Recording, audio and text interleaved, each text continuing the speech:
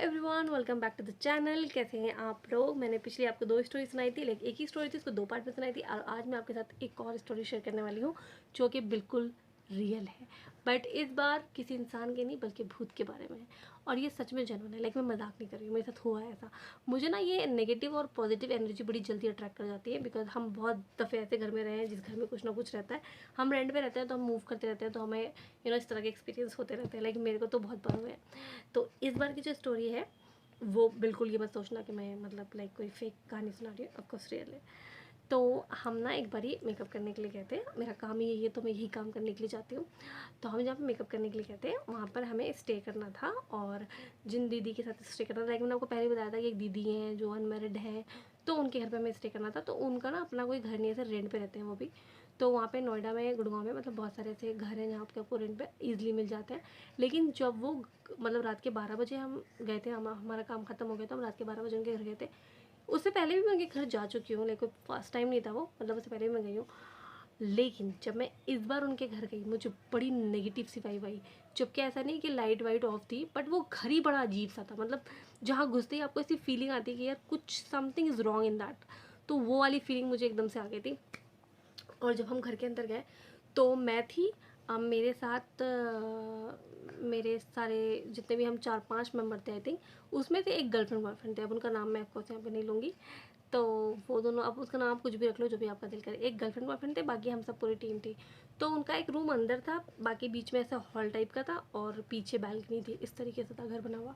तो हम रात को पहुँचे वहाँ पर और उन्होंने बोला कि खाना वाना आप लोग खा लो, और उसके बाद मैं जा रही हूँ बाहर। उनको बाहर जाना था, उनका कोई फ्रेंड था, उसको ड्रॉप करने के लिए उनको जाना था, और मैं 1 घंटे में वापस आ जाऊँगी, उन्होंने ऐसा बोला। और उसके बाद मेरा स्टैंड थोड़ा हिल गया, माफ़ करिएगा उसके लिए प्लीज़।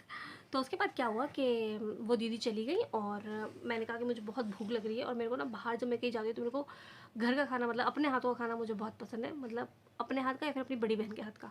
बाकी मुझे किसी का खाना समझ में नहीं आता, लेकिन मुझे बहुत भूख लग रही थी, तो मैंने कहा कि मेरे को मैगी, मतलब मैगी पड़ी हुई तो हम मैगी खा लेंगे।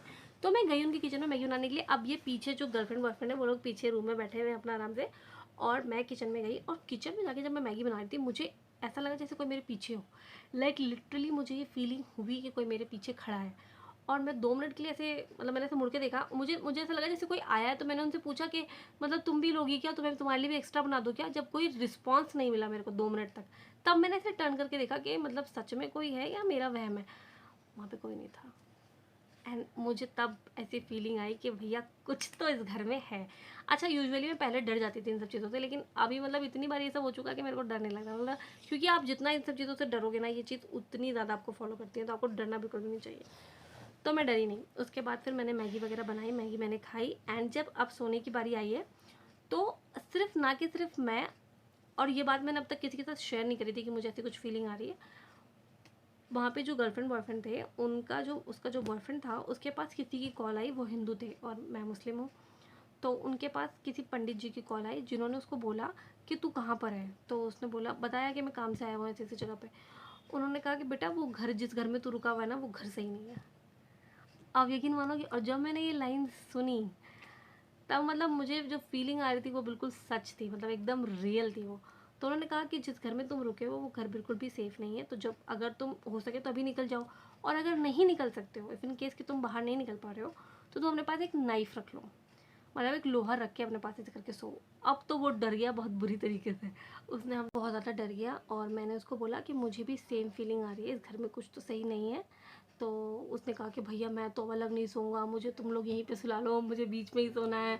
मैंने कहा भाई ऐसा तो नहीं हो सकता, तो एक काम कर, उधर जाके सो जा, और जो भी तेरे को नाइफ वाइफ लेना वो ले ले। तो मैंने क्या करा, मैंने तो सारी आयत वगैरह पढ़ ली और अपने ऊपर दम कर लिया। और वो लोग इतने ज़्यादा डर गए थे कि उन लोगों ने अपने फ़ोन में भजन बजाया, और वो रात को भजन सुन रहे थे ताकि उन्हें मतलब ऐसा कुछ होना। मगर वो पूरी रात हम सुकून से बिल्कुल नहीं सो पाए, बिकॉज़ बहुत ही नेगेटिव एनर्जी थी। एंड बाद में जब हमने, जो दीदी उस घर में रहती है, उनको हमने बोला कि दीदी ये घर बिल्कुल भी सेफ़ नहीं है, आप खाली कर दो। तब उन्होंने हमें बताया कि उनकी 2 मेड ऑलरेडी वो घर छोड़ के जा चुकी है, क्योंकि जब भी वो मेड कोई काम करती है तो उसको भी फीलिंग होता है ऐसा कि कोई उसके पीछे है। और सम टाइम अगर वो बर्तन धो के जा रही तो बर्तन गिरे हुए मिलेंगे, कपड़े डाल के गई तो कपड़े उधरे हुए मिलेंगे, मतलब कुछ ना कुछ ऐसा नेगेटिव सा होता है, जिसकी वजह से 2 मेड ऑलरेडी छोड़ के जा चुके थे। एंड जब मैंने उनको ये लाइन बताई तो पहले तो वो गुस्सा हो गई कि यार मैंने बहुत मुश्किल से एडजस्ट करा है, तुम लोग क्या बोल रहे हो।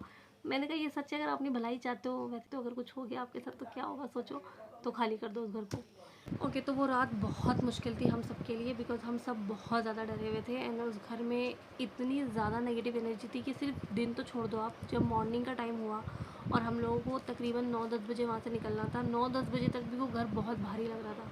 मतलब किसी किसी घर में आपको घुसते ही फील हो जाता है कि देयर इज़ समथिंग रॉन्ग, और वो घर बिल्कुल फुल ऑफ नेगेटिव एनर्जी के साथ था। पहले मुझे इन सब चीज़ों में बिलीव नहीं होता था, बट मेरे साथ इतने सारे एक्सपीरियंस हुए हैं इन सब चीज़ों से रिलेटेड कि अभी मुझे लगता है कि ये सब चीज़ें हैं और ऐसा होता है। पहले मैं डरती भी थी, बट अब मैं बिल्कुल नहीं डरती हूँ, क्योंकि लाइक क्या डरना। वैसे भी हम जब हम रेंट पे रहते हैं ना, बहुत सारे अलग अलग घर के एक्सपीरियंस करते रहते हैं। सम टाइम बहुत अच्छे होते हैं, सम टाइम बहुत बुरे होते हैं। सो या दैट वॉज द स्टोरी। आप लोग को कैसी लगी, do let me in the comment section below. And thank you so much ये बकवास सुनने के लिए। अगर इस तरह की और बकवास सुनना चाहते हैं तो चैनल को ज़रूर सब्सक्राइब कर लें।